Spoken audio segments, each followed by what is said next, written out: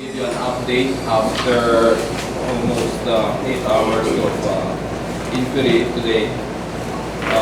We were able to more or less get a clearer picture of what really happened during the collision. We were able to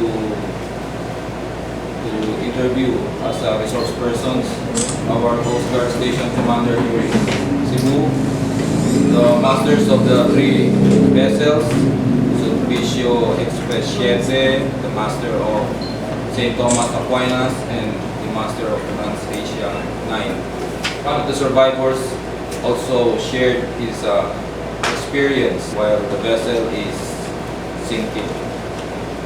For tomorrow, we will resume the inquiry at 9 o'clock in the morning. And for tomorrow, we will be interviewing officers from Sulpicio Express Siete, the 3rd mate, the 3rd engineer which was on duty at the time of the incident, the quartermaster, and the 3 apprentice mates.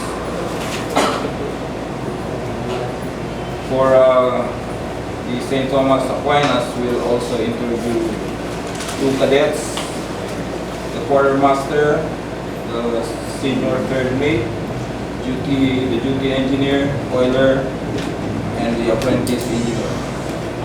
And we will also wait for more survivors to come up and share more information.